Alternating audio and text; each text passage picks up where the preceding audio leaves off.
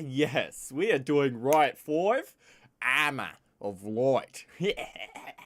Now, technically, you could argue that this isn't a Riot album, as its members include Todd Michael Hall, a vocalist who has never been in the band before, as well as Frank Gilchrist, who first joined in 2003. The bassist, Don Van Stavern, similarly, was only in the band prior for a short period between 1986 and 1990, leaving the lead guitarist, Mike Flintz, as the only member with a prolonged track record at 14 years. Good on you, son.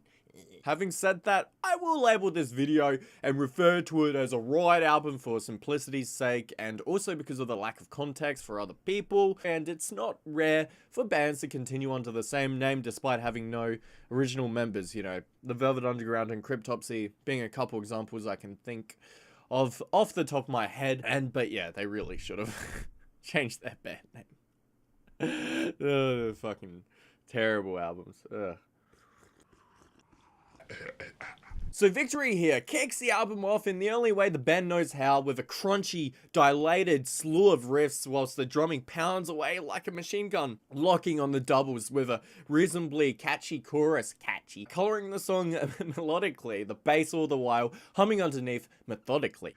And it all ends in a fade out so ridiculously similar to Iron Maiden, it's not even funny. I mean, to be fair, this whole song and this whole album, you know, to a lesser extent, it just sounds like modern Iron Maiden, but yeah. But yeah, I feel like the easiest thing I could do here is endlessly compare each song to similar ones in both Iron Maiden's and Judas Priest's discography, but I'm not going to do that for your sake, and especially considering that this band has its own legacy that I haven't even listened to at all because I'm a fucking clownfish, alright? But I will mention at least that Todd Michael Hall's delivery feels almost reminiscent of Rob Halford's or Bruce Dickinson's, especially in the way that the operatic melodies are written, and Hall, the singer, can sustain his notes fairly impressively. I mean, take Messiah as just one example of that, where the chorus is just him yelling, oh, this is the bit where I have to do it, isn't it? Messiah!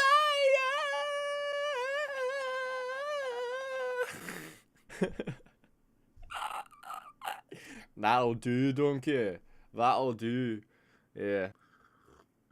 Yeah, somehow something so cheesy and silly just works for this band. I mean, it just works, especially with the guitar licks sort of just looping underneath. I just love those little details. Also, I gotta mention the crystalline shredding on this track and how good the tempo is following thereafter. I mean, that gallop is effective for getting you into the groove, if ever. Now, that brings me to the drumming, which I feel is almost identical from track to track, with the speedy doubles and compressed fills and hits succeeding in sounding a little clicky or without personality and real meaty bass. Yet even though the drumming is formulaic and seemingly produced to sound programmed, I see the instrument in this context almost as just a cemented framework or foundation that is scaffolded with the struts of the guitar riffs in such a way as for both of them to interlock like, well, gears in a gearbox being wound with axles by engine oil guzzling Hell's Angels boys.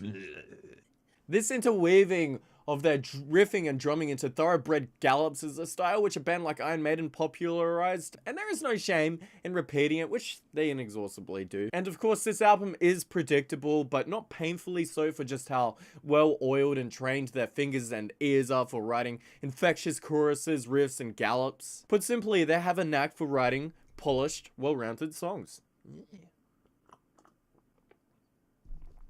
There are plenty of examples to choose from, however, where the chorus doesn't quite reach those delectable notes or melodies, yet the songs themselves can be enjoyed for their instrumental aspect alone. Now, initially, my attention was drawn away from the bass and instead to the clear tone of the guitar and the plasticky one of the drums, but the more I listened to this record, the more I understood and appreciated just how instrumental it is in carrying the real fiber of these songs, boys. Take End of the World as just one example for how it growls in mechanical, metallic, bassy undertones like a Panzer engine. It just sounds so sexy, and without it, the track would be embarrassingly tinny. Well, I mean, of course, it's your fucking bass. Song without a bass, what the fuck is that gonna be, mate? This song also happens to be one of the best on the album for me, for that change up in the 3-minute mark where Flintz's fucking soloing just hoops itself around the soundscape, burning in a perfectly melodic tempo with that tone. I mean, just good. It's such an effective passage, especially when contrasted with the caged chorus melody. I mean, this song is probably better to listen to than a trunkless elephant. They unsurprisingly repeat this song structuring on other songs like Burn the Daylight, where the chorus itself doesn't quite rise into anything more than a pancakey delivery, yet the song's enjoyability is just driven solely up by that solo in the middle. In terms of variations in tempo, Set the World Alight is a rare moment on this album where the sheer mechanical energy is replaced by an almost operatic, poignant touch. Even the solo here is just suitably melancholic, not to mention the tempo, of course. It's just purposefully more sluggish and moodier. And holy fuck, Caught in the Witch's Eye, boys? Boys!